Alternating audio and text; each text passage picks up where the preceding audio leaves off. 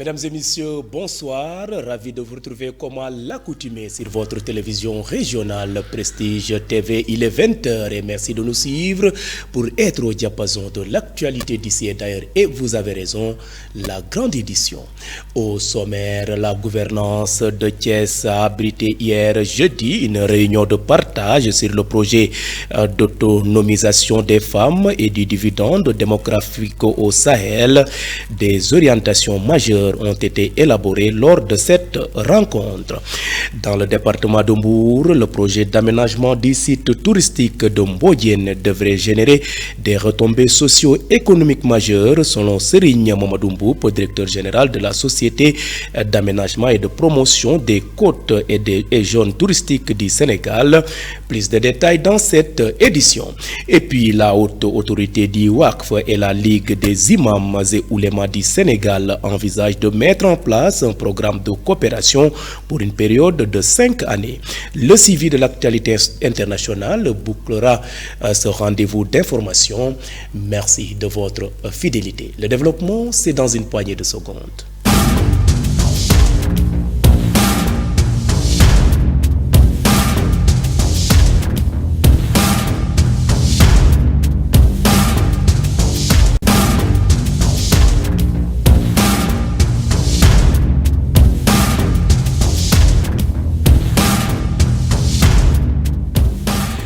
Bienvenue, démarrons ce rendez-vous d'actualité par le projet intitulé Autonomisation des femmes et dividendes démographiques. Ce projet a été présenté hier à la gouvernance de Thiès par les porteurs du projet dans le but de recevoir des orientations des autorités administratives.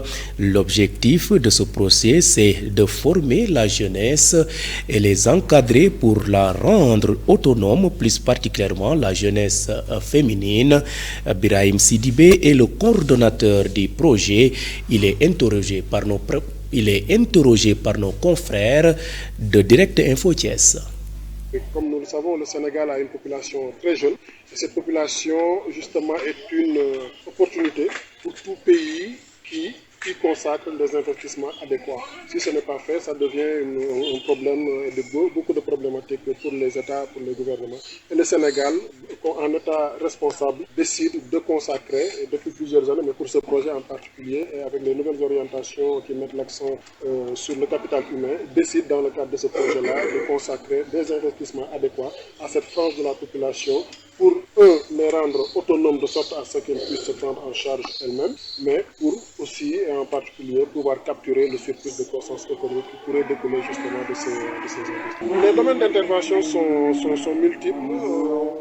En plus de renforcer les compétences de vie de ces adolescentes-là, il s'agira aussi de travailler à leur maintien à l'école, travailler aussi à leur autonomisation économique financière, mais aussi à les protéger, à prévenir pour elles les problématiques de violence basée sur le genre, mais aussi à pouvoir prendre en charge efficacement les victimes et survivantes de ces violences basées sur le genre, mais aussi de travailler à un plaidoyer pour que ces phénomènes soient sanctionnés plus qu'ils ne le sont déjà, mais de travailler aussi à améliorer le cadre législatif portant sur ce fléau. En termes de zone d'intervention, le projet couvre 11 régions sur les 14 du Sénégal, dont la région de Thiès.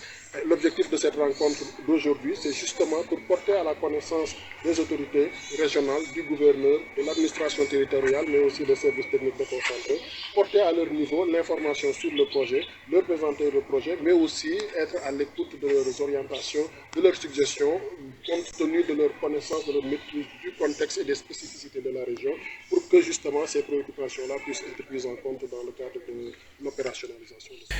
À l'instant, c'était Birahim Sidibé, le coordonnateur du projet Autonomisation des femmes et dividendes démographiques. L'école polytechnique de Thiès a accueilli hier jeudi 26 juin la cérémonie d'ouverture du symposium multidisciplinaire co-organisé avec l'ENSA de Thiès. Le thème choisi est les sciences au service du développement durable. Durant 3 jours, différents sujets seront exposés, notamment la question de la transition énergétique, le numérique et l'agriculture pour produire des réponses afin d'accompagner les décideurs dans le cadre des objectifs de développement. Professeur Mamadou Wade est le directeur de l'EPT. Il donne plus de détails sur cette initiative. Le voici au micro de nos reporters Ismaël Assar et Ousmane Diallo. Voilà, donc pour en revenir à l'activité de ce matin ou bien des 3 jours, il faut savoir que depuis quelque temps, l'EPT s'est inscrit dans une dynamique de mise en œuvre de son plan stratégique de développement. Et un des axes forts, c'est le renforcement de la recherche et de l'innovation, qui passe nécessairement par l'organisation d'activités pareilles. C'est dans ce sens que depuis 3 ans, d'ailleurs, on avait initié ce genre d'événement, mais la particularité de cette année, c'est que ce symposium est co-organisé avec une école sœur, qui est l'École nationale supérieure d'agriculture. Donc c'est un symposium qui va se dérouler sur 3 jours, donc du 26 au 28, avec une particularité majeure aussi, c'est que le 3e jour est réservé à ce qu'on appelle les doctorales. Donc le symposium de cette année porte sur 3 thèmes majeurs. La souveraineté des données à l'ère du numérique, la transition énergétique comme vecteur de développement durable et l'innovation agricole comme vecteur de souveraineté agricole. Donc le choix des thèmes n'est pas fortuit parce que ça rentre en ligne droite par rapport à ce qu'on sait faire le mieux nos 2 institutions, c'est-à-dire la formation et la recherche dans ce domaine. Pour qui connaît le PT, elle a beaucoup évolué, elle a beaucoup fait dans le domaine de la formation pour tout ce qui tourne autour du numérique, de l'énergie, et l'ENSA aussi de par ses compétences avérées dans le domaine de l'agriculture aussi. Donc pour dire que le choix de ces 3 thèmes n'est pas fortuit, donc c'était une manière pour nos 2 institutions de mettre en synergie notre savoir-faire, nos compétences pour accompagner le ministère, l'État du Sénégal en particulier dans l'atteinte de l'agenda pour le développement durable. Restons toujours à Thiès pour parler environnement face à l'urgence climatique et à ses impacts croissants sur les populations vulnérables. Le réseau international du droit à la protection sociale Inspire a tenu un atelier de formation de 2 jours à Thiès. Cette rencontre vise à renforcer les capacités des acteurs autour de la notion de transition juste et à promouvoir une protection sociale inclusive, sensible au genre et adaptée aux réalités climatiques au Sénégal.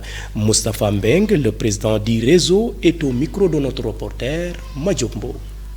Oui, nous avons organisé cet atelier en tant qu'organisation, donc qui est un réseau multi-acteurs pour la protection sociale. Donc c'est un cadre de concertation, de mise en synergie, mais surtout d'organisation de l'action politique sur les enjeux de protection sociale. C'est dans ce cadre qu'on a initié cet atelier sur la transition juste, durable, adaptative et articulée à la protection sociale pour anticiper un peu sur les chocs et changements climatiques qui ont un impact sur la vie de ces populations.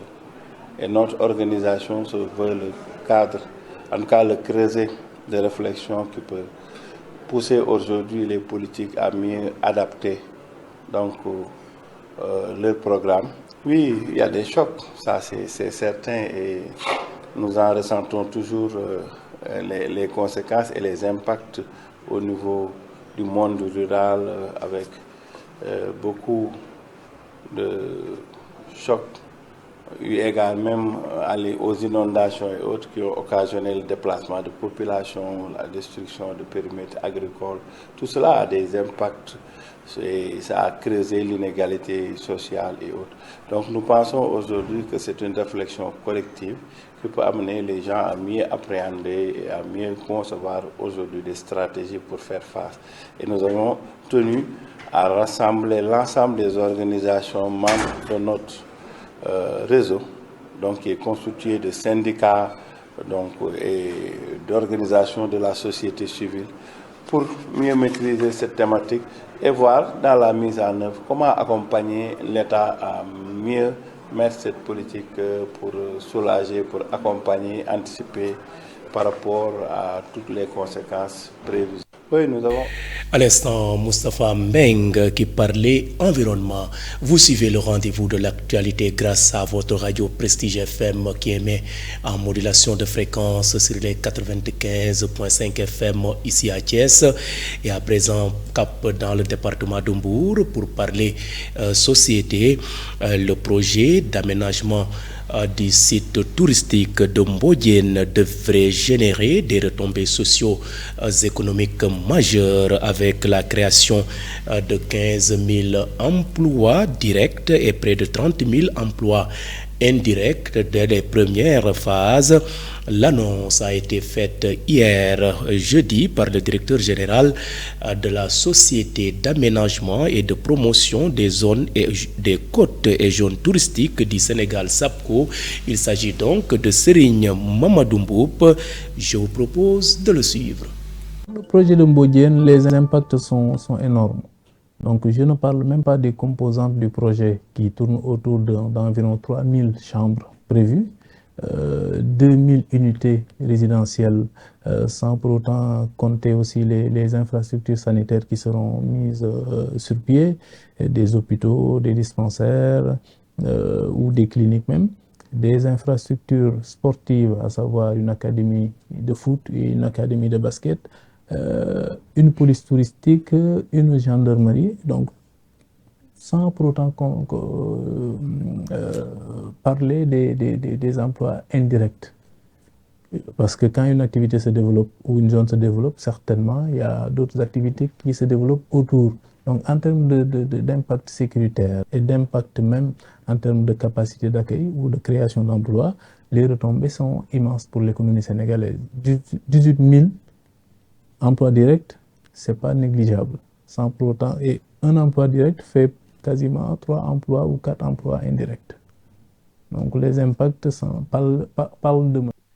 Après la petite côte, direction la capitale sénégalaise Dakar où la haute autorité du WACF et la Ligue des imams et oulémas du Sénégal envisage de mettre en place un programme de coopération pour une période de 5 années dans le but de promouvoir les enjeux, la compréhension, la visibilité et l'utilisation du WACF.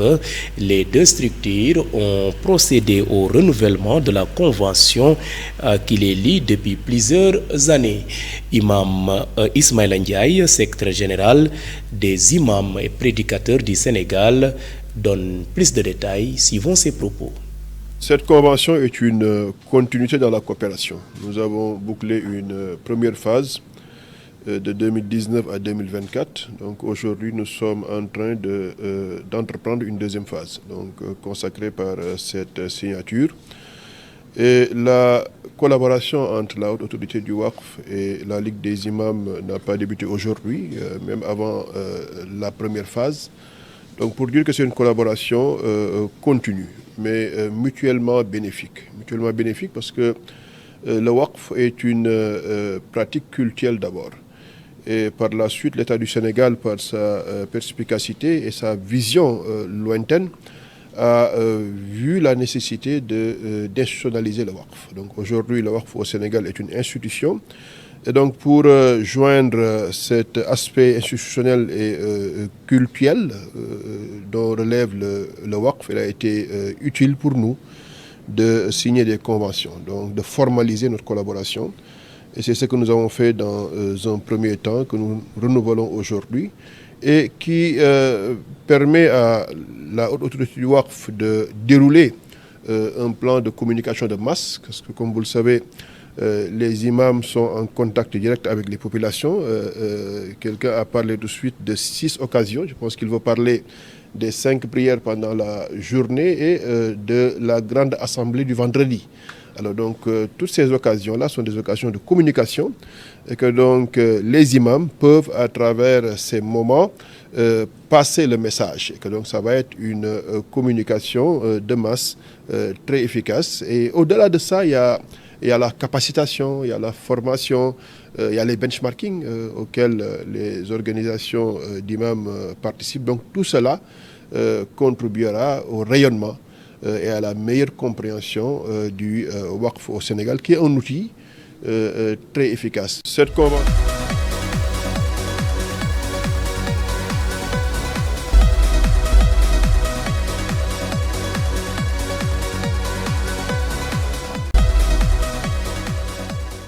Ce jingle marque le point de départ de l'actualité hors de chez nous et le développement est signé Seynabou Diouf. Un accord de paix doit être signé ce vendredi 28 juin à Washington entre les ministères des Affaires étrangères de la République démocratique du Congo et du Rwanda, un texte piloté par les États-Unis qui intervient dans un contexte de tension persistante à l'est de la RDC. L'accord comporte 2 volets sécuritaires et économiques. Selon les documents consultés par des sources proches de la médiation, le projet d'accord prévoit d'abord une cessation des hostilités entre les 2 armées nationales, Kinshasa et Kigali, s'engagerait également à ne plus commettre d'agression, quelle que soit directe ou indirecte, et à résoudre leurs différends par des voies pacifiques. Le texte aborde ensuite la question des groupes armés, en particulier les forces démocratiques de libération du Rwanda, FDLR, et la FC M23. Les 2 pays s'engagent à ne plus leur apporter aucun soutien.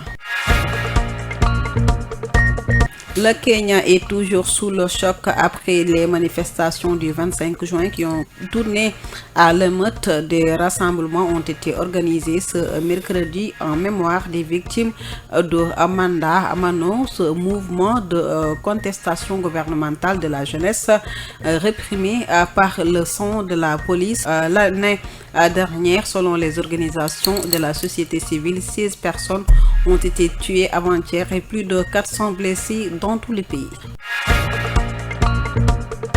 En Centrafrique, l'émission est toujours vive 2 jours après le drame qui a coûté la vie à une trentaine d'élèves, blessant au moins 260 autres ce mercredi, alors qu'environ 5300 candidats composaient le baccalauréat au lycée Barthélemy Boganda de Bangui. Un transformateur de l'NRK, la société de l'énergie centrafricaine, a explosé, provoquant la panique dans la capitale. L'émotion est générale, allant de l'homme de la rue au président de la République. La découverte de la fosse a eu lieu dans une zone résidentielle en construction dans la municipalité de Diapopan, faisant partie de la zone métropolitaine de Gadalarja, la capitale de Jalisco. Selon les données officielles du 31 mai, le Jalisco enregistre 15 683 cas de disparition selon des estimations du parquet. Les restes de 34 cadavres ont été identifiés dans une fosse commune clandestine découverte en février dans l'est de Jalisco Ouest, le plus touché par les disparitions au Mexique, a rapporté ce jeudi un procureur local à Salvador González. Voilà ce qui a mis fin à la page de l'actualité internationale. Merci donc à vous, Seynabou Diouf, pour le développement des faits marquants de l'actualité internationale. Mesdames et messieurs, c'en est tout. C'était le rendez-vous de l'actualité de ce vendredi 27 juin 2025. Vous étiez trop nombreux à nous suivre à l'étranger grâce au réseau IPTV. D'autres optent pour nos différentes plateformes, à savoir le site d'information www.prestigethies.com, les pages YouTube et Facebook Live de Prestige. Et mention spéciale à nos auditeurs qui nous ont suivis grâce à cette radio Prestige FM qui émet en modulation de fréquence sur les 95.5 FM ici à Thiès, et gardez la fréquence sur les 95.5 FM. Tout juste après, je vous retrouve pour la version Wolof de cette édition.